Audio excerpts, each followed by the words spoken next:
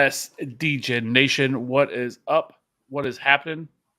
It is week 14. I don't know where the season has gone, but only a few more weeks left of the regular season. And then we are on to one of my favorite time of the year, fantasy, the playoffs. So that should be fun towards this year. We'll see. But it's been a brutal year with all these injuries. Hard to get right. Last week was something. Chalk completely busted on the Zach Moss with his 7 fantasy points, which super frustrating because generally speaking, I am all over like fading that guy who's going to be 50, 60% owned. And I went all in. So that's usually the way it goes, right? Yeah, I mean, he was like 80% anyway, so he was kind of irrelevant, whatever he did, whether he did good or bad. It didn't really matter. It was a low-scoring slate, too. Yeah, it was a really weird, kind of gross slate. So, anyway, that's why there's a week 14. There's always the best part about DFS. There's always the next week to figure out. So, this week, I think it looks a little bit better. I think there's some games here, probably 3 or 4 games that really you want to target this week in terms of where you want to at least stack some of these offenses. I mean, we got Buffalo, Kansas City. You have Detroit and Chicago looks interesting, but the weather is kind of sketchy right now with that game. But Denver and the Chargers inside the dome, and then you have the San Francisco Seattle game that looks like that could be a good one as well. So those are kind of the main spots I think people want to hit. Would have liked if some of these other games didn't have the rain implications that they're going to have. I kind of like Minnesota in the Las Vegas game. I don't know if you have any interest in that game, but that game looked kind of interesting as well in terms of we don't have any weather concerns. We get Justin Jefferson back in that game for Joshua Dobbs. Joshua Dobbs has been using his legs some, so that makes him a little bit more intriguing. But overall, where are you looking to come out in terms of quarterback this week? Yeah, it's a pretty short list for me. I mean, Buffalo, Kansas City stands out as the best game to stack this week. I think there's every game has a total of 40 or lower, except for Buffalo, Kansas City, Denver and the Chargers, and then San Fran and Seattle. So my quarterback's going to come from one of those 3 games. I get the Dobbs intrigue, especially with Jefferson coming back. I just don't know if Vegas can push him on the other side to force that game to go nuclear. But I mean, there definitely is good talent on both sides of the field there for both offenses in that game. So if there was a game that's like got a lower total that could end up being a sneakier shootout, I would peg that as one of them. And then also, I think the Tampa Bay Atlanta game is another one where we could see a little bit higher scoring than what Vegas is projecting. So I definitely like pieces from those games. I just don't know that my quarterback's going to come from there. So obviously like Mahomes and Josh Allen up top, because I don't think anybody's going to get you 30 plus points this week except for one of those 2 guys. And if they do that, then you're going to have them. So it's definitely a more valuable week for paying up at quarterback, I think, because it's going to be lower scoring across the board.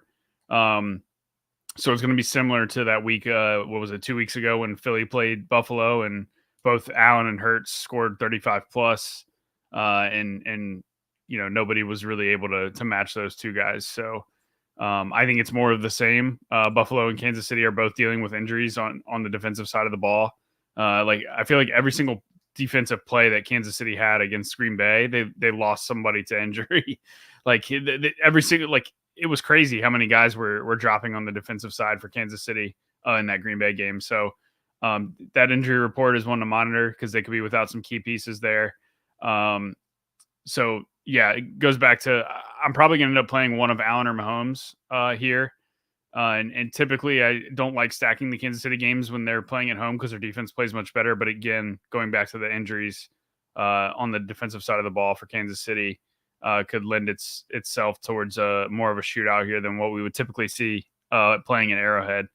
So outside of that, I like Purdy at 6,500. I don't know why DK refuses to price him over 7K because he scores, 23 plus DK points pretty much every week. And especially at home. His point totals at home this year are 29, 24, 26, 21, and 23, and now he gets Seattle at home.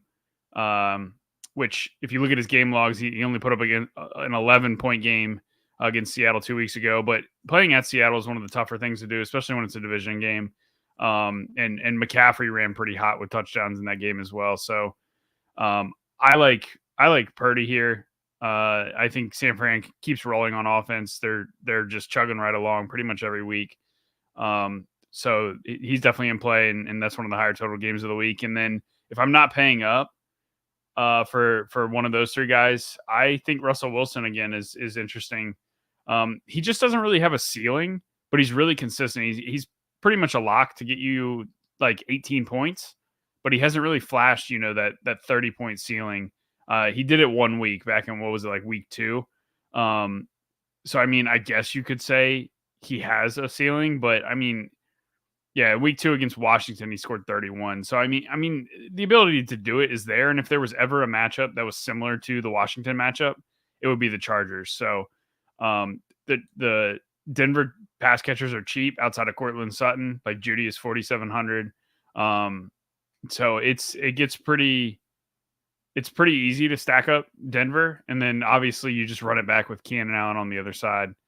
As well, or Austin Eckler, who nobody's going to play, but it's about as good of a rushing matchup as you can ask for against Denver. So it's pretty much my condensed list. But again, if you pulled a quarterback from Tampa Bay, Atlanta, like I don't think Ritter is a really bad play at all under 5K. And then you already mentioned Josh Dobbs. He's definitely on my radar, but I don't think he's going to end up at the top of my list.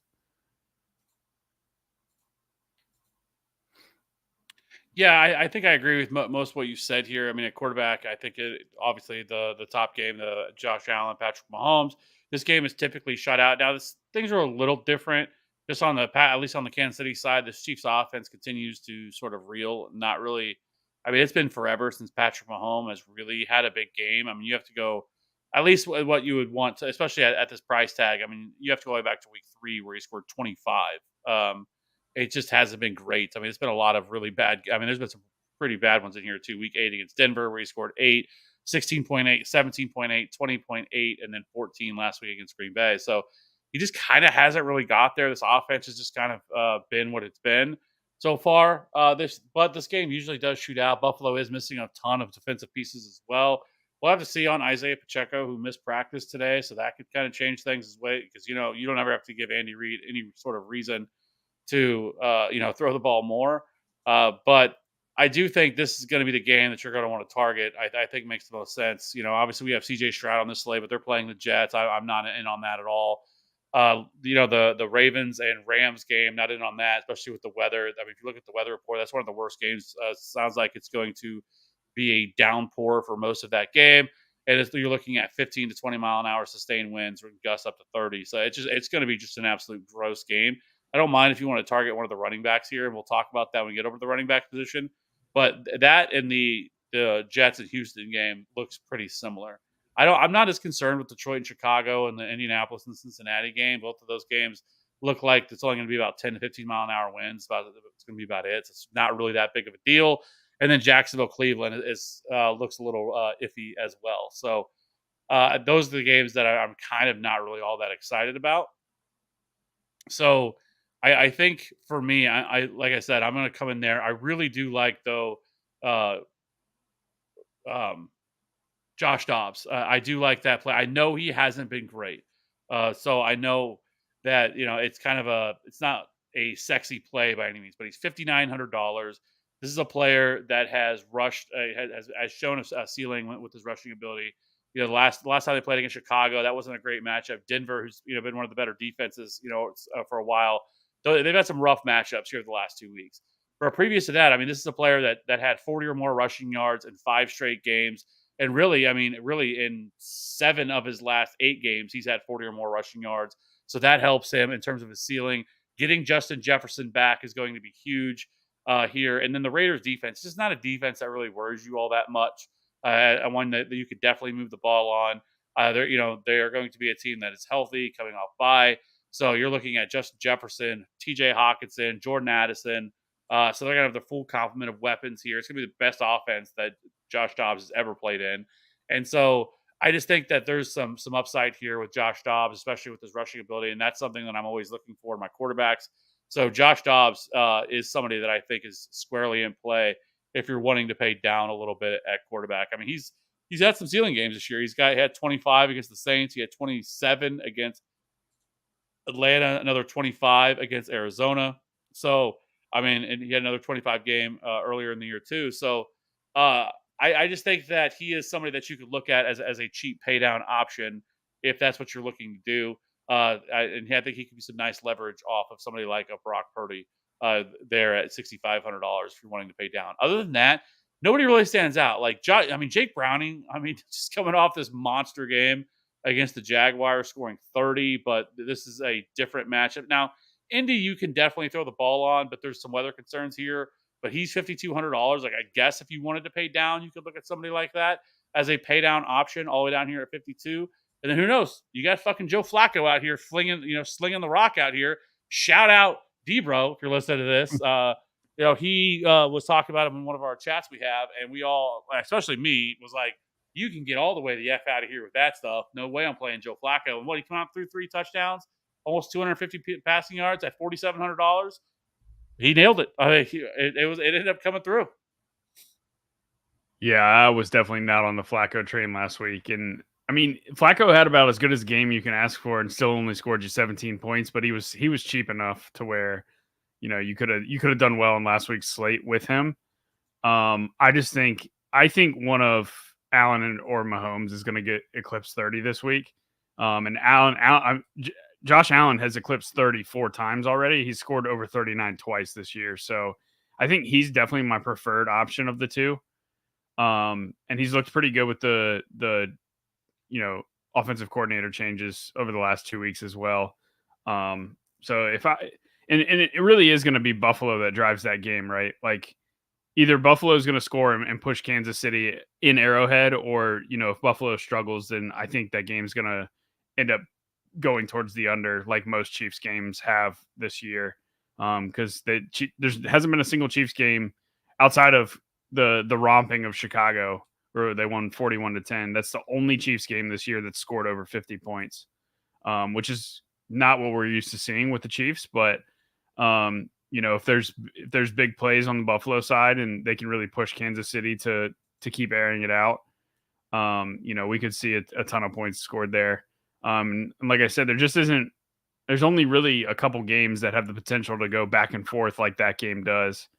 So yeah, it's hard to not pay up for one of those two guys just because of the upside that they have. Like, and I know Mahomes has had some lower scoring game logs over the last 4 weeks. 5 weeks, really, the 14, the 16, the 8. But I mean, he did score 38 against the Chargers. He's got 26 against Chicago, 25 against Jacksonville. So like he has had, a couple big games this year. Just not as many as Allen has. So I think I'm going to side with Allen if I'm picking between the two, but I absolutely think Mahomes is in play. And I'm probably just going to pay up for one of those two guys, honestly. But I do like the Dobbs call. That game, when you think about that game, right? Like, there's just a lot of talent on both sides of the ball. Like, you got Devontae Adams and Josh Jacobs and Jacoby Myers on one side, and then the other side has Jefferson back with Hawkinson and Addison, and like you said, Dobbs can get there with his legs as well. So if there was a lower scoring Vegas total that I would peg for going over in a shootout, that'd probably be the game that I would pick. Yeah, let's go ahead, and I don't think there's a whole lot left to talk about at quarterback, just because not a whole lot really stands out to me all that much. And let's move over to running backs. And so at running back, you have Christian McCaffrey at top again, which is a big drop off to the next player at Alvin Kamara, who's over $1,000 cheaper at $8,200. And then you have Austin Eckler, who's $7,600, and then Kyron Williams, who's $73. Travis Etienne is $7K. In the $6K range, you have Josh Jacobs, Rashad White, Isaiah Pacheco, Jahmyr Gibbs, and then Bijan Robinson, David Montgomery, questionable Kenneth Walker, and Breece Hall, Joe Mixon, and James Cook wrap up the 6K and above running backs. Where are you looking to come in this week at running back? Are you looking to pay up, I guess, or are you looking to pay down? No, I think there's actually a handful of running backs that you can play below 6,500. So there are a couple guys above that I do have interest in. I'll just list them off real quick. Obviously, you can play McCaffrey every week. Kamara's in a good spot against Carolina. Eckler's in a really good spot against Denver, and he hasn't done anything. He's been really inefficient this year, but it's a get right spot at home against the worst run defense in the NFL. So those guys are definitely in play. But I have a ton of interest in these 6,500 and below guys. So we just saw Chuba Hubbard absolutely nuke last week against Tampa Bay to the tune of 25 carries for 104 yards and 2 rushing touchdowns. And if you told me that Chuba was going to do that, I would ask against Tampa Bay, I would ask you, how the heck is he doing that? And that is because Tampa Bay is also dealing with a ton of injuries on the defensive side of the ball, especially at the linebacker position, which is a key position for defending the run. So now we get Bijan Robinson in this same spot that Chuba just crushed in. He's 6,500. He's at home. I really like Bijan a lot. He's starting to take over the backfield from a carry standpoint. He's got 18, 16, and 22 of the last 3. He's still involved in the pass game, has 11 targets in his last 2 games. We know how explosive he is, one of the most explosive in the NFL. So I really like him at 6,500 at home against a banged up Tampa Bay defense, which doesn't really show itself as a good matchup on paper, but with all the injuries that Tampa Bay has, it's definitely a good spot. And then moving down the list, Mixon at 6,100. We just saw how good of a game he put up against Jacksonville, which is a terrible matchup for running backs. And he was able to put up almost 30 DK points, and now he gets a phenomenal matchup against Indy. So I really like Mixon at 6,100. James Cook is another one. Cook is like 11th in the NFL in scrimmage yards, and just hasn't really found the end zone this year with only 3 touchdowns. He scored 16 plus DK points in his last 3. Has pretty much double-digit points in almost every week this year. If he's able to find the end zone, which you can still pair him with Josh Allen as a stack because of his pass game usage. He had 7 targets last week in a shootout with Philly, or week 12. They had a bye last week. But if we're projecting a similar game as to what they had in week 12 with Philly, then the 7 targets is definitely reasonable to occur again. So James Cook at 6K makes a lot of sense. I like him as part of that game environment there against Kansas City. Zach Moss is another one. He just burned everybody that played him last week for free as a free square, and I'm not afraid to go right back to the well here with Zach Moss at 5,900. He's going to touch the ball 20 plus times. He had 19 carries and 3 targets last week, and we saw his same usage earlier in the year when JT was out. 18 carries, 2 targets. 23 carries, 2 targets. He had a 30 carry game in week 3.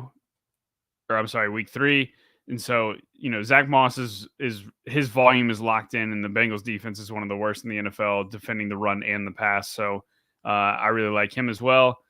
And then you can even go right back to the well on Chuba Hubbard if he's going to get the same volume that he got last week, and he's 5,600.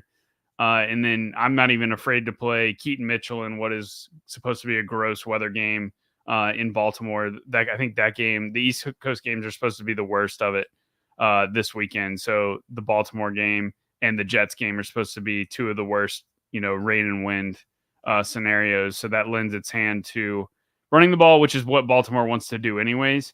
And Keaton Mitchell honestly should take over the starting running back role after coming out of the bye week. Which he logged, I think, the first carries of the game 2 weeks ago. He's obviously still splitting with Gus Edwards, but he's the explosive back. He looks really good. So Keaton Mitchell is 4,900 and should get 15 plus touches in this game. So he's interesting as well. So I'm probably not going to pay up for McCaffrey just because I just listed off 6 or 7 guys under 6,500 that have actual ceilings with solid floors. And we've seen McCaffrey have a big ceiling where he scores 50 plus points, but that's really the only game outside of week 12 against the same Seattle team. Those are the only 2 games where he scored over 30, which when you're paying from 9,200 for a guy, he really needs to get you 30 plus. And I know raw points do matter on these lower scoring slates, but I think that some of these running backs can get us to 20 plus at a cheaper price tag and can kind of keep pace with McCaffrey if he's not absolutely nuking. So I kind of like the path of pay down in the like the 6K range. Yeah, I mean, you hit on a lot of the guys that I would have talked about. So just I guess just to highlight a few things that you mentioned. One, Joe Mix is my favorite running back play on the slate. Like, you can make an easy argument he should be easily into the mid 7K range, if not higher. His usage is absolutely incredible this year. He has the highest opportunity rating on the year. He's playing 71% of the snaps, handling 80% of the rush attempts with a 15% target share. And he's over the last 4 games, he's been really, really good. He has really started to take off uh, as of recently, and this is one of the best matchups on the entire slate. The Colts have allowed the third most rushing yards per game. They have the fourth lowest stuff rate, and the 17th in explosive run rate allowed as well. And the Colts have allowed the fourth most DK points in the position. So this is just a very good matchup. Joe Mixon, he can't get game scripted out because he's so involved in the passing game as well. We really saw that last week with Jake Browning really just being really comfortable just to dump it off to Joe Mixon a lot. And so you're hard pressed to find a running back that's going to have his kind of workload at his price at $6,100. He is almost like, I'm not going to call him a free square, but at the price, I mean, he should, like I said, he should be priced at least another 1,000, if not maybe even $2,000 more than what he is, considering the usage that he sees and the matchup. So Joe Mixon is an absolute smash spot for me. And then really, I mean, on the other side of it, you could say the same thing about Zach Moss, because the the Bengals have been terrible against the run. They have allowed the eighth most rushing yards per game. They have the seventh worst stuff rate and the fourth highest yards after contact per attempt. And with Zach Moss, I mean, he saw an incredible 94% of the snaps last week and 91% of the rush attempts. And he also ran 68% of the routes. The only frustrating part was he only saw a 5% target share. But other than that, he was still out there running a lot of routes. He is. You're not going to find a running back with that kind of usage, 94% of the snaps and 91% of the rush attempts. But this is also a very good matchup. Two pay down options you can definitely look at here within this game. I think another one would be Rachaad White, who is also seeing a very strong, opportunity share in this offense. He's playing 80% of the snaps, almost 70% of the rush attempts with a 15% target share as well. Another bell cow option at his price, I think he's 6,800 at running back. And then, you already talked about Chuba Hubbard. I really like him as well against the Saints. The Saints have, earlier in the year, they were a tough matchup, but that has changed. Over their last 4 games, they have they have allowed the most rushing yards per game. They have allowed the 11th lowest stuff rate, the 7th highest yards after contact per attempt. And on the season, they've allowed a total of 6 rushing touchdowns. 5 of those have come in the last 4 games. So I do think Chuba Hubbard here against the Saints, I think, is a very strong play. And last week we saw him handle 74% of the rush attempts and 65% of the snaps. He's only $5,600. He also played 100% of the 2-minute snaps and 65% of the long down and distance snaps as well. So he is really taken over as the RB1 within this offense. So at his price, I think he is very safe play. Keaton Mitchell, you kind of mentioned as well at $4,900. He is quietly overtaken Gus Edwards. I mean, Gus Edwards, as we have seen his snap share drop from 54% down to 26% over the last 3 weeks, where we have also seen Keaton Mitchell's rise over that span as well. Last week he played almost 60% of the snaps. And so I do think there's a lot to like here with Keaton Mitchell at $4,900. The game environment's going to be gross, but I think it's also just going to lend itself to more opportunities. And so I do think Keaton Mitchell is super explosive. He's kind of a Devon Achane light in terms of just opportunity and kind of who he is and what he brings to the table. So I do like that. I think another one would be James Cook. If you want to get a little bit different within a stack, maybe go Josh Allen and James Cook within a stack. I think you can do that because the Chiefs have really started to struggle against the runs. They've allowed the 8th highest yards per carry average over the last 4 games. They've also allowed the 12th highest explosive run rate and the lowest stuff rate with the 4th highest yards after contact per attempt. So this is a very good match. The only thing that's frustrating with James Cook, he only plays about 45% of the snaps and handles about 46% of the rush attempt, but he still sees a 14% target share and he's averaged over 16 DK points over his last 4 games.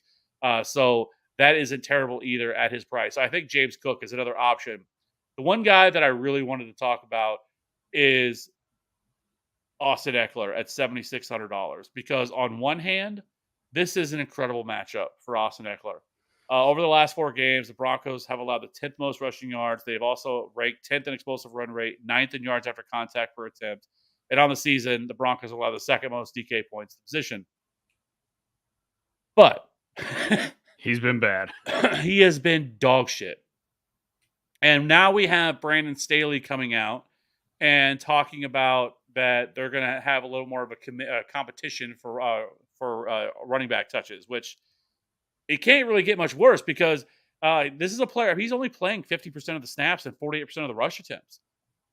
So we're not talking about a guy who's like seeing this monster workload in Austin Eckler. And the biggest problem I see with him is he's only seeing a 10% target share this year. It's a massive drop from what he was seeing last year with a 20% target share. Especially with all the injuries they have. Yes. And so you would figure he would be more involved. And I don't understand why DraftKings doesn't drop him down in price because he is not a $7,600 running back right now. I know he had the little stretch there, the 3-game stretch from weeks 8 through 10, where he had 20 plus DK points. But for the most part this year, he has been pretty bad. He has week 6 where he scored 10, week 7 against Kansas City, scored 5, and then he scored 8, 10, and 4 over his last 3 games. And one of those was against Green Bay, which is a good matchup. But he's not really seeing that many targets. He's less than 6 targets in 2 of his last 3 games. And so to me, it's just not. He's just, as much as I would like to play him, I feel like he could burn you because this is a good matchup against the Broncos on the ground. But I just can't get there at $7,600. I just think there's too many good running backs that are cheaper, that are in similar, better workloads and matchups. I agree. I think if they would have dropped him down and they made him like if he was like 6,800, I'd consider it.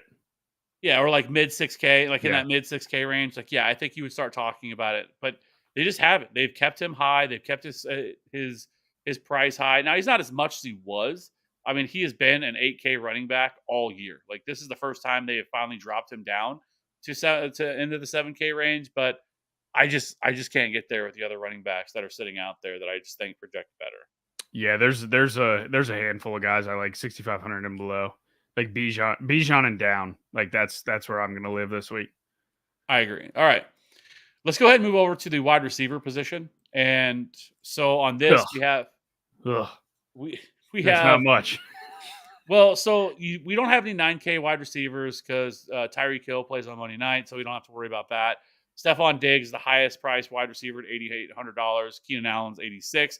Justin Jefferson slots in at $8,500 with his first game back. Then you have Amon-Ra at $8,200. And then, wide receivers in the 7K range are Mike Evans, Jamar Chase, Nico Collins, Devontae Adams, Cooper Kupp, Michael Pittman, Puka Nacua, Chris Olave. And then in the 6K range, I don't really understand why Brandon Ayuk's price dropped because he was up in the 7K range last week. But $6,900, Deebo Samuel, $6,800. And then DK Metcalf, DJ Moore, Calvin Ridley, Adam Thielen, Cortland Sutton, and Chris Godwin make up the 6K range.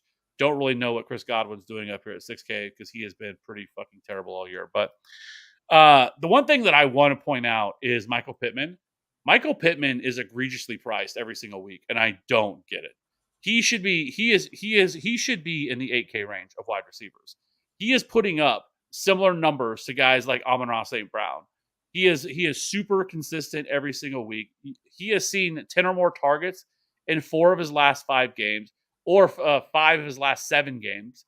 And he is just getting fed the football. He has he has some 300-yard games in there. Touchdowns isn't as plentiful, but overall, like he is a volume monster. And it's $7,300 in a pretty good matchup against Cincinnati. I kind of like it. Yeah, I like the Pittman call a lot. I mean, he's pretty much a lock to score 20 points if he finds the end zone, because his pre-touchdown scoring has been put him around like in the 16 to 22 range pretty much consistently for the second half of the year. So yeah, I like Pittman a lot. I know we mentioned we like Moss and Mixon in that game. I mean, the Colts that game's really interesting. I know the weather's supposed to be kind of gross. But if the weather like projects better, I don't even hate like playing Moss, Pittman, and Mixon all together, or even Jamar Chase too, for that matter. But um, the Colts have scored 31-27, then they had a dud against New England, and then they scored 27, 27, 38 ever since that Cleveland game in week 7. So they're scoring 27 points consistently on a weekly basis, and now they face Cincinnati, who's one of the worst defenses in the NFL in all facets. So yeah, I really like the Pittman call. I mean, it's really hard to pass up on a guy that's seen 16, 13, and 12 targets in the last 3 weeks, and is only $7,300. So yeah, I totally agree. I think it's a misprice. I think he's an 8K wide receiver now. But as far as wide receiver as a whole, I think it's just a gross week for it. There's definitely a lot more running backs to like than receivers, and it kind of showed when we talked about QB. Like, there's not a ton of QBs that we liked. So, receiver for me, I'll kind of start at the bottom, and I think the 45 to 5K tier is really interesting this week. You know, if the weather holds up in Cleveland and Amari Cooper were to miss, I think Elijah Moore would be one of the better values on the slate, because he was actually used in a deep ball capacity with Joe Flacco, which is something he's never really been utilized as. And actually put up a solid game, had only 4 catches on 12 targets, but had 83 yards because of that deep ball usage. And is only priced 4,500. And we know you can attack Jacksonville through the air. So he's interesting. Drake London is another one at 4,600. If London falls in the end zone, he's another guy that's going to get you 20 points. I mean, pre touchdown scoring, he's got, point totals of 14 against New Orleans without a touchdown, 11 against Tennessee without a touchdown, 11 against Tampa Bay without a touchdown, 24 against Washington without a touchdown, 15 against Houston without a touchdown. And this is a guy that, can find the end zone, especially against this Tampa Bay defense that's, really banged up with injuries. They're playing at home in the dome there in Atlanta. So I really like Drake London this week. Tampa Bay is one of the worst pass defenses in the NFL, and now they're dealing with a ton of injuries as well, especially at cornerback. So Drake London's probably one of my favorite values on the whole slate. I just think it's a really, really good spot for the Atlanta offense to both, get Bijan and Drake London going this week. So I like both of those guys. Jerry Jeudy's another one. If you watch last week's film, there's like a handful of times where Jerry Jeudy was like not even within 30 yards of somebody, and Russell Wilson just did not see him. Like, Jeudy could have had a monster game last week. And I know he hasn't had a big game yet this year, but he still has, a handful of double-digit DK point outings. And it's not crazy to think that we haven't seen his ceiling, because he is using a deep ball capacity and along Cortland, and so is Cortland Sutton, but Sutton's actually priced up to 6,100 to the point where I don't necessarily know that I want to play him. And I kind of want to just take the savings with Jeudy against the Chargers. I mean, Judy's still involved on a weekly basis. He's going to see probably, I'd say, 5 to 7 targets, which isn't, a crazy amount, but he's only 4,700. And, the matchup is too good here for this price tag. And, with how he's looked on film the last couple of weeks, especially last week, I do think there are some big plays for Russ to hit Jeudy with. So I think the 4,700 price tag is really interesting for him as well. So those 3 guys are 3 guys I like a lot below 5K, and then right above 5K at 5,400, which I'll kind of steal your thunder here on the Chiefs, but Rashee Rice is by far the best receiving option that Kansas City has. And if they want to stay in this game with Buffalo, they're going to have to continue to involve him in the offense. He's got 19 targets over his last 2 games. His snaps are still hovering in the 60 to 65% range. But when he's seeing targets when he's on the field, that, it kind of, makes me feel better about playing a guy that's, not seeing north of 70% of snaps at the wide receiver position. So we know the talent's there. The matchup should be there.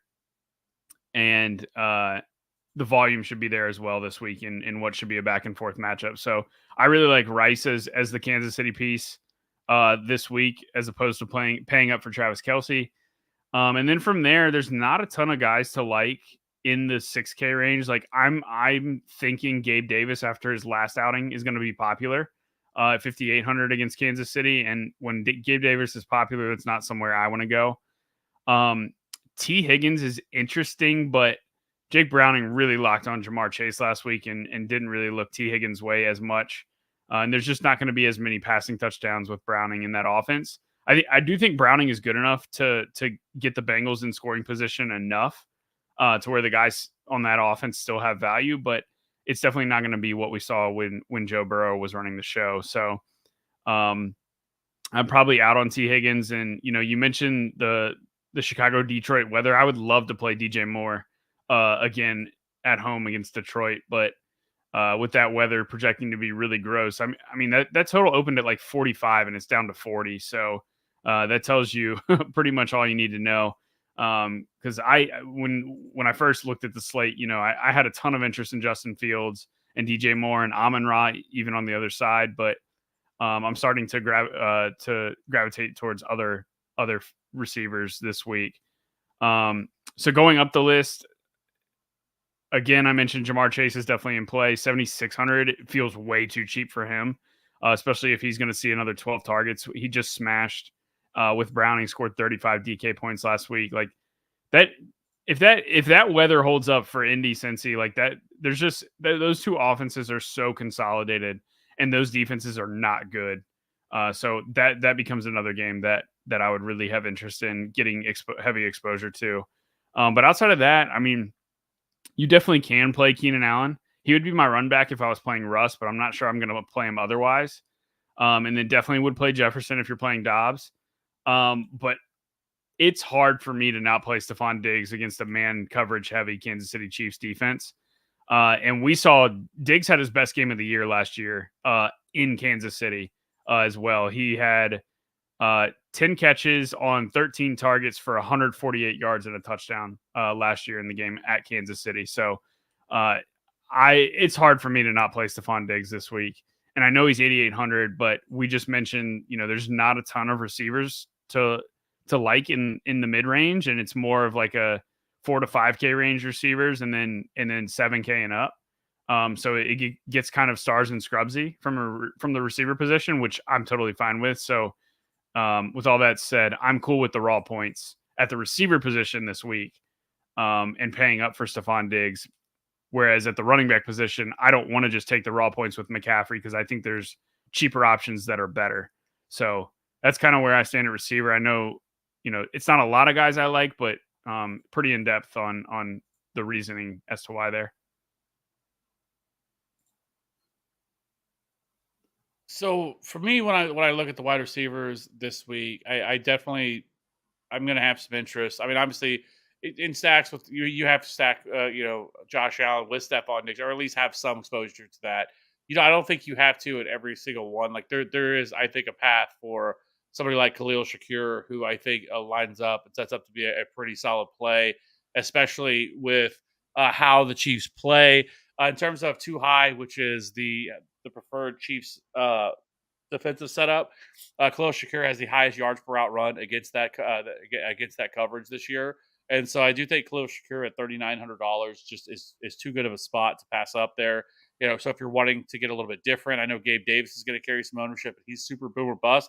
And it always feels like anytime everybody's excited to play Gabe Davis is when he shits the bed. When nobody wants to play Gabe Davis whenever he goes out and has a good game, but I think that is some ways you can get different within this stack because I definitely think that the Bills Chiefs game is obviously going to carry probably some of the most ownership. And so maybe just getting a little bit different and creating a little bit different of a stack, I think is one way to get a little bit different. You mentioned Jamar Chase. I think it's hard not to like Jamar Chase. I know the game environment doesn't look great, but it doesn't look terrible. And I would say the same thing for the Bears game. Like those games don't look awful. The Bears game's 10 to 15 mile an hour winds, and it's going to be 40 mile an hour and 40 degrees. Like that's it. Like that's not bad at all.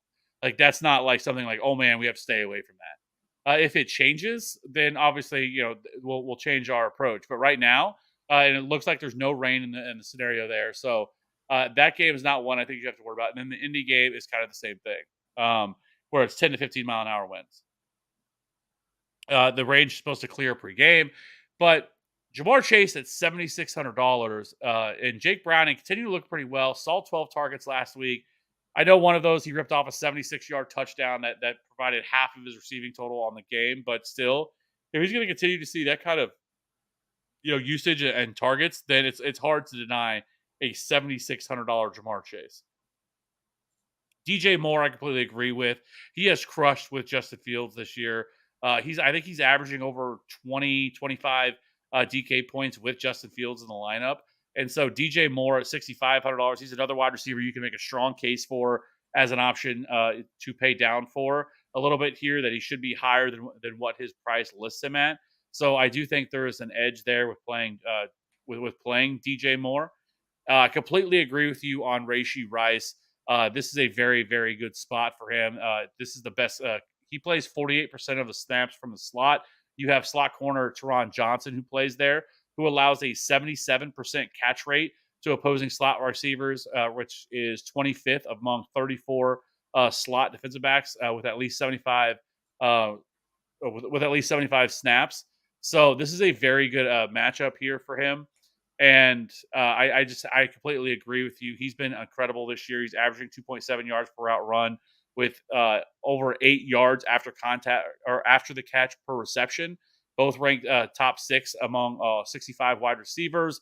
And so he has been very good. He is too cheap for the opportunity he's seeing. You're seeing Travis Kelce sort of be minimalized a little bit because teams are trying to do whatever they can to take him away. But Rashee Rice at $5,400 against Buffalo, and what should be a very good matchup for Rashee Rice. I am about that life, so I definitely agree with you on that. I also agree with you on the Elijah Moore call. There's another one that I want to bring up, and that's Jackson Smith and Jigba at $4,100. He is in a great spot this week.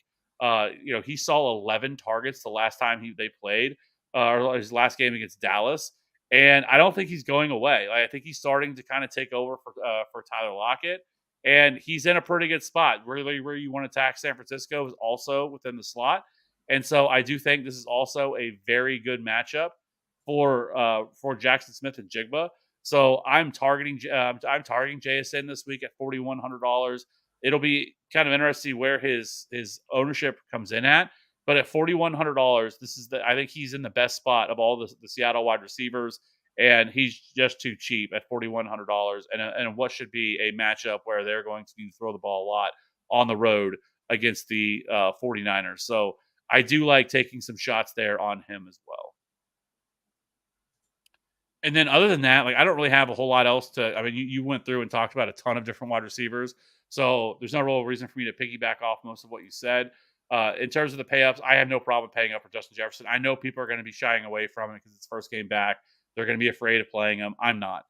He's the best wide receiver in the league, or at least one of the top 2 or 3 wide receivers in the league. He is 100% healthy.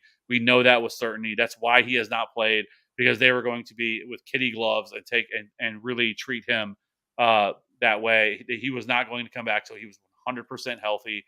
They had the bye week for an extra week in there. He's getting full participant practices in every single game, and he is one of the wide receivers on this slate that could go nuclear. He can put up that type of Tyreek Hill type performance. I mean, if you look before he got hurt, he put up 27, 28, 30, and 26 in the 4 games that he played. Now, that was with Kirk Cousins, I will say that, but we have seen Josh Dobbs be able to support wide receivers this year. So I really like Justin Jefferson. I think he's a strong play, especially if people are going to be aren't going to be paying him and ignoring him because of coming back from that injury. I think a lot of people think that they're going to ease him back in. I don't see that as being the case. Like I said, they weren't going to bring him back till he was 100% healthy, and that's where he's at. So I know he's $8,500, but this is a player that was previously up in the 9K range prior to him getting hurt. So this is actually the cheapest he's been all year, because coming into the season he was 88, and then he stayed in the 9. He was started at 9.2, finished at $9,400, and got to $9,600 before he got hurt. So this is a little bit of a discount as well on Justin Jefferson. So like the matchup, $8,500, especially in a stack with Josh Dobbs, $8,500. Justin Jefferson is also a player that I really like here within this spot too. So That being said, I don't really have a whole lot else to talk about the wide receivers. I don't think there's any real pay down options that I'm like overly excited to play here, like in the Mm-mm. 3K range. There's nobody that really stands out to me. I would have had some interest in somebody like a Rashad Bateman if the weather wasn't going to be so gross, but Bateman is $3,200, so I don't really have much interest there with the way this weather is looking. Um, the only other one that I will say, but I don't have a high degree of belief that he's going to play. But if somehow Josh Palmer was to get cleared for this game because they activated or they opened up his practice window, he's only 3K. He's if he were to play, he's obviously in a much better spot than that. It's a player that almost had a 20% target share before him going down. I just don't see them bringing him back this week. But if they were, he's only 3K, so he is certainly somebody to mention. So, Yeah. anyways, No, that's definitely something to monitor because I missed that completely that he was 3K. yeah. But I don't know if they'll. I don't know if they'll bring him back or not this quickly. I could see him because they have I 21 doubt it. days, but they're not going anywhere. But anyways, I will say though that this whole entire coaching staff is trying to protect their job. So who knows? Maybe they get a little aggressive. I mean, I didn't see Trevor Lawrence playing this week, and he's out here practicing in a limited True. capacity. Didn't see Derek Carr playing this week, and he's kind of doing some of this a little bit similar too. So, which is silly because Derek Carr suffered 2 concussions in the last month. There's no reason they should be rushing him back, but who cares with that, right? Whatever you can do to win some football games. But anyways, let's move over to tight end. It's Travis Kelce at $7,800, and then a massive drop off down to Sam Laporta at $6,100. TJ Hawkinson is 6K. George Kittle is 59. Then you have Kincaid, Taysom Hill, and Dalton Schultz in the 5K. 4K range is Evan Ingram, Cole Kmet, and Joku. And then you have guys like Kyle Pitts, Higbee, Isaiah Likely, guys like that down here. What are you looking to do at tight end this week? I like Komet at 4,300. He's priced down there because he's just inconsistent, but he has actually one of the highest ceilings at the tight end position. Um, he's flashed multiple games over 20 points, even going back to last year as well. And I usually like to pair him with Fields, and you definitely can do that, even if the weather's bad, because Fields gets a lot of his ceiling games on the ground. And usually when Fields throws 2 or 3 touchdowns, they go to Komet. So I like Komet at 4,300 this week. And then if wanting to go cheaper than that, I think if Schultz were to miss again, Brevin Jordan's actually like very athletic tight end, and the way you attack the Jets defense is with running backs and tight ends in the middle of the field. So I think Brevin Jordan's definitely in play this week after he was mega chalk at min price last week. He's only $600 more this week than he was last week, and he's probably going to carry less ownership. I would assume nobody's going to play him. Even if Schultz is out. So I like Brevin Jordan again here. And then on the other side of that game, Conklin is interesting too. If he plays, if he doesn't, Jeremy Ruckert is a younger tight end for the Jets that has seen 11 targets in his last 3 games. So it's just a gross week for tight end, really. I mean, I guess you could pay up for Hawkinson at 6K, but with Jefferson back, I just don't know what that offense is going to look like. And I'm not paying 7,800 for Travis Kelce either. I think the days of Kelce scoring, 35 plus are behind us. So I guess you could make an argument for Kittle too, but I don't know. Kittle's kind of like Komet, so I'd rather just save the 1,600 and play Komet, who has the same outlook, right? A guy that's going to get you 5 points or 25 points. Yeah. Excuse me. I tend to agree. I mean, I think there's a case to be made for any of these guys in the 6K range. I mean, Laporta, Hawkinson, Kittle. I think there's all pretty strong arguments to be made. Kincaid, especially as part of a stack with Josh Allen in that game as well. I think I don't mind this game, but I agree. It's really hard to get up to Travis Kelce, and he hasn't been seeing like 5, 7, 9, 4, 9 targets. Yeah. You're right. Like, I mean, he only has 2 games here with double-digit targets. That was week 7 and week 5. But you're just starting to see a lot of teams kind of bracket him, do whatever they can to take him away because the rest of the Chiefs wide receivers outside of Rashee Rice have proven that they cannot do anything and get any sort of separation at all. So teams are just comfortable with doing whatever they can to get Travis Kelce out of the game and not allow him to crush. Uh, but so I agree. I mean, we just haven't really seen much of it in terms of a ceiling game or a gotta have it game from Travis Kelce. And when you're $7,800, like you got to be, like he's got to be able to get, I think, at least 25, if not 30 DK points because of how much he costs compared to the rest of the position. I mean, in terms of just overall, you look at the wide receivers. I mean, he is the fifth highest priced, pass catcher on the entire slate. And so, like, for him to get there, I mean, even you can include him in the running backs as well because there's only two other running backs that are. So he's really seventh overall in terms of non-quarterbacks on the entire slate. Like he has to get there for him to kill you. And so, like, yeah, I mean, I think that's like he's certainly not somebody that I feel like that is a must that you have to that you have to play him because he just hasn't really shown that ability in a while for them. Now, if this is a game that Kansas City finally goes nuclear, this is the argument I would make. I don't see how this offense goes nuclear without Travis Kelce either. Really getting there at least. So I think that is one way you could look at it. If you are stacking up the Chiefs, how do they get there? How does that happen? Because like even I kind of mentioned that Isaiah Pacheco, he didn't practice today. He didn't practice on Wednesday, so he's missed each of the last two games of practice because of a shoulder injury. I suspect he's going to play. I think it's more of a maintenance thing than anything. But I mean, if something we didn't talk about because if Isaiah Pacheco were to miss, and then you have Jerick McKinnon, who I don't know if Jerick McKinnon. So Jerick McKinnon was a full participant today, so that could be an option too in terms of a stack of Jerick McKinnon. I mean, this is a team that's really struggled, like I said, to move the ball, and Jerick McKinnon has missed each of the last two games, and so McKinnon's only $4,800. So that if is Pacheco's out, my favorite stack of the week would be Mahomes, Rice, and McKinnon. Yeah, and I mean, you could probably do that with even if Pacheco were to play, because the reason Pacheco's numbers have been elevated the last two games has been because of McKinnon being out because CEH sucks. So, but yeah, if Pacheco were to miss, then yes, he becomes squarely in play. But we didn't really talk about that. But other than, I mean, at tight end, like I said, to me, it's probably going to be a stacking thing of who I'm stacking with. I don't think there's a lot of tight ends that just stand out to me. They're like, okay, this guy's in an incredible spot.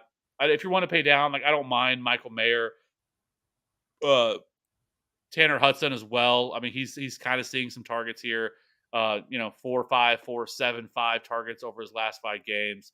You could look there, but there's nobody that just really stands out to me in the lower half. I just don't love, when he comes to like Brevin Jordan. He's more expensive. He was cheaper, but I just don't love this game environment at all. This looks to be like one of the more gross games on the entire slate.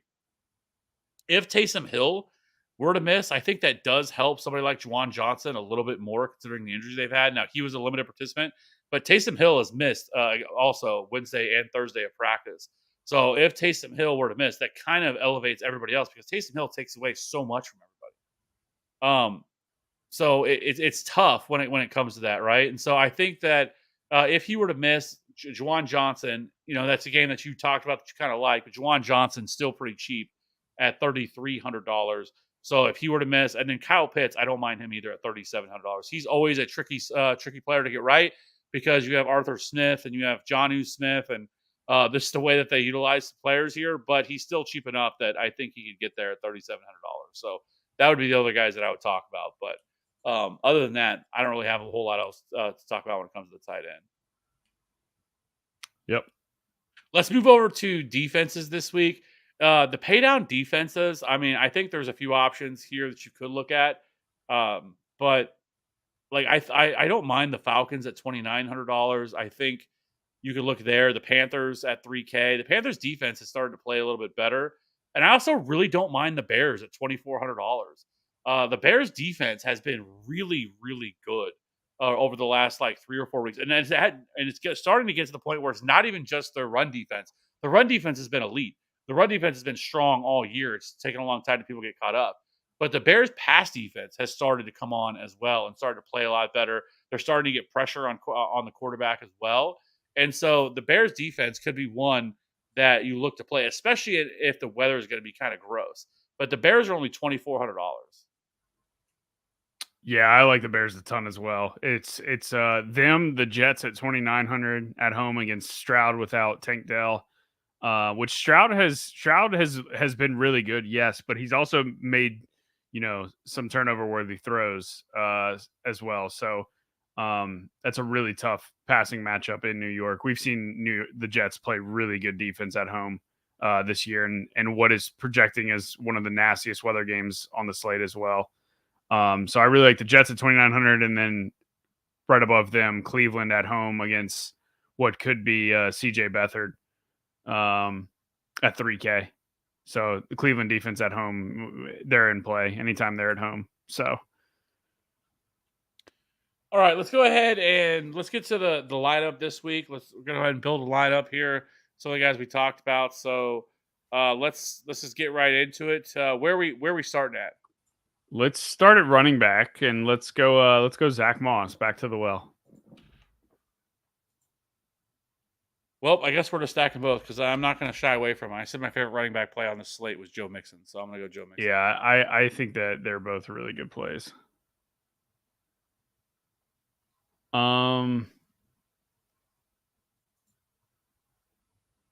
Let's go Josh Allen. Assuming Pacheco's in. I'm going to go with Shakir. Okay. Let's also play I guess let's try to fit Diggs too. All right. I'm going to play Rashee Rice as the run back. Okay, go ahead and put in Bears D. So it leaves us 4,600 for tight end and flex. 4,600 per, 9,200 overall.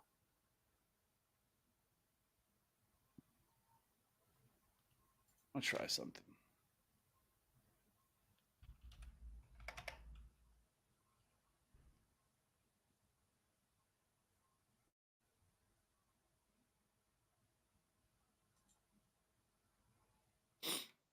So I was going to play Jackson Smith and Jigba at flex, but that leaves $5K or $5,100. But that doesn't really leave anybody that I'm like, oh, okay, we could definitely want to play that guy. At least in terms of the more pay up options. Right. So let me see about tight end if we paid down at tight end. Komet leaves you 4,900.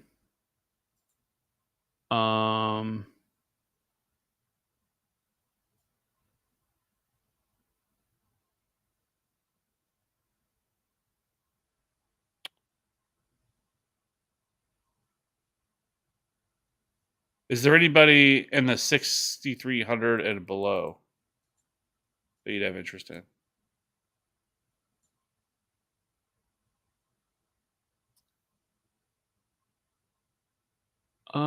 I mean Sutton is fine. Sutton would never be my first click on this slate, but I'm okay with playing him.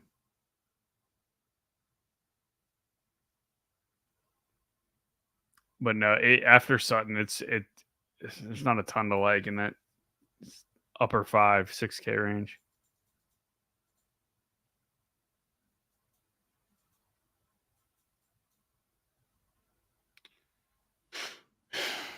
Yeah, I was gonna say you could do like Gerald Everett at 34 if you didn't want to play Michael Mayer because that's who I had plugged in there.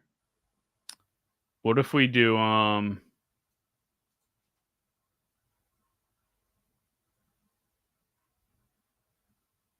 no, it doesn't work.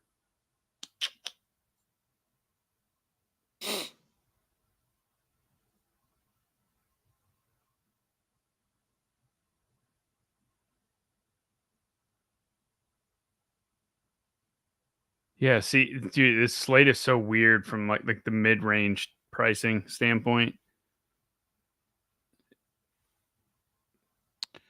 Yeah, because like for me, like when I was looking at like okay, if like you plugged in Mayer that leaves $6,300, like there's nobody just right within that range that I'm just like unless we made a change somewhere else to like free up a little bit more.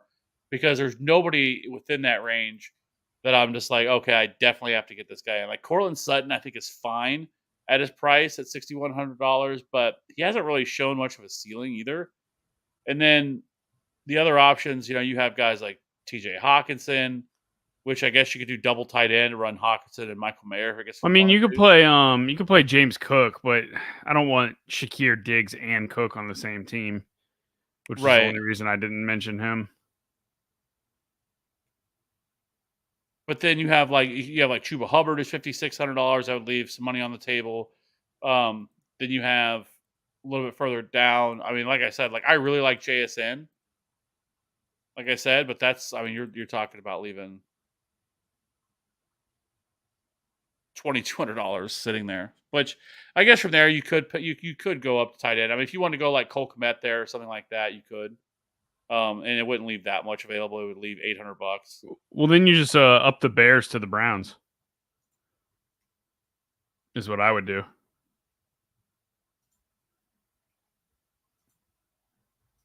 So go Komet, go JSN, and then up the Bears to the Browns.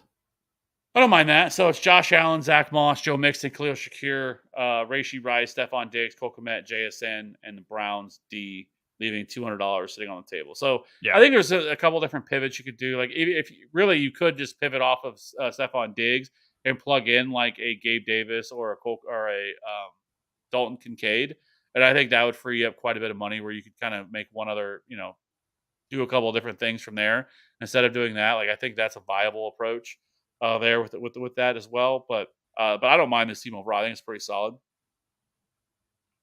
Yeah, I mean that team's banking on Bills Kansas City to nuke. Yeah. So and then I love Joe Mixon this week, and I really like Zach Moss as well. I think both of those guys are in really good. I like that game in general. Yes.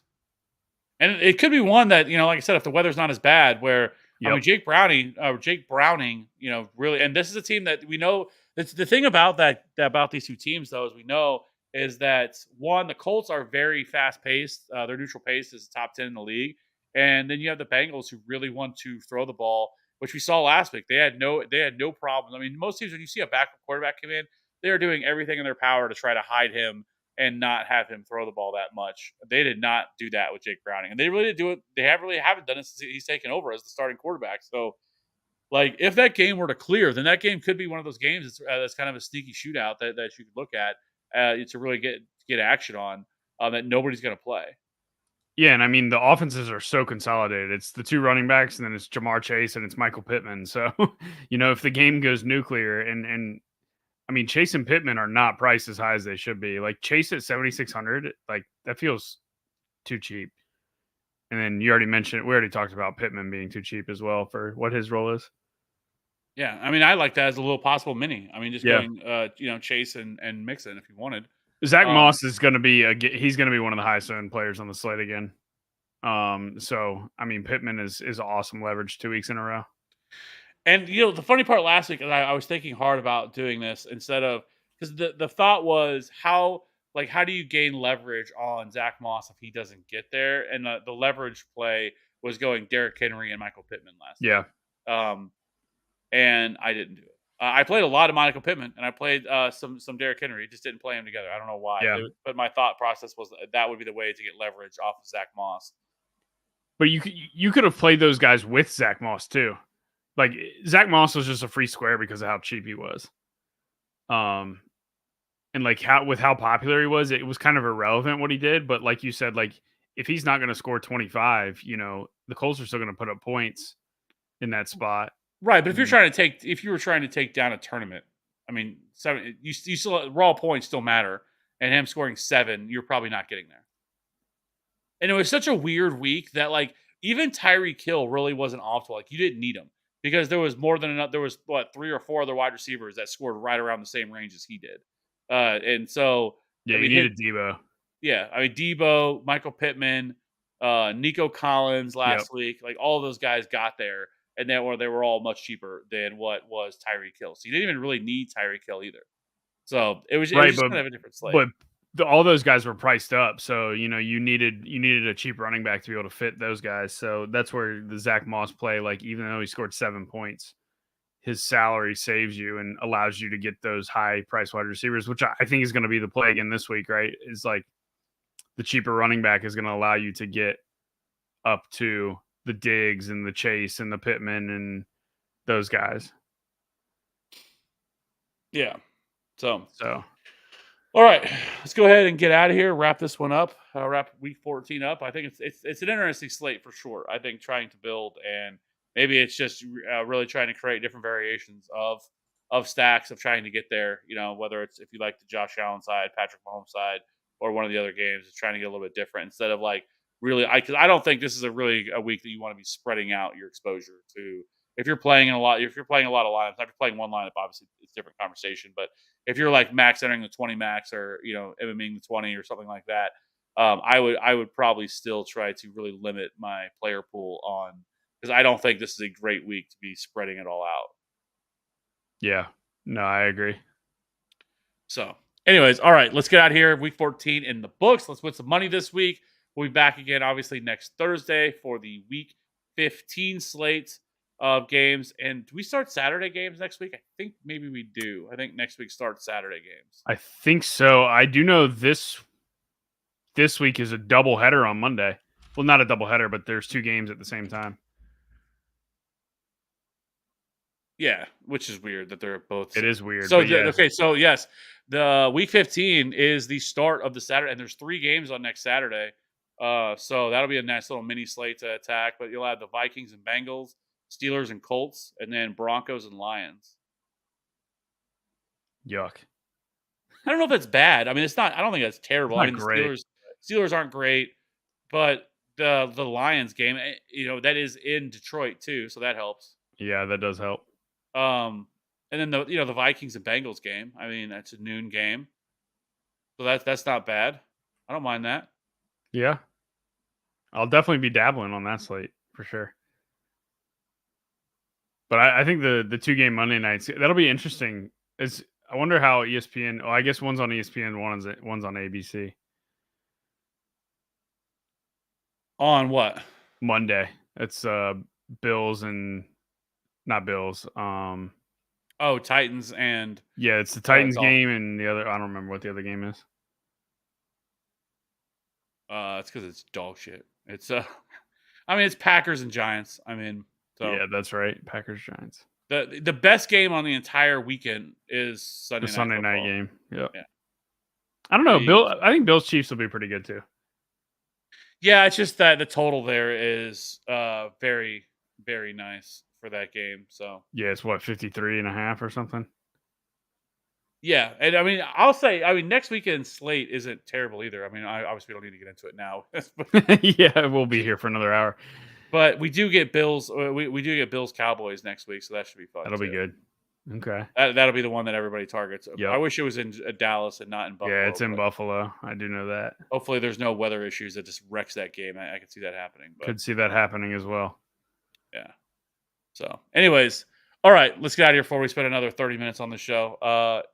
So, like I said, hope everybody has a good week. Let's win some money, and we will see you next week for another breakdown of Week 15. Have a good weekend. Win some money. Bye.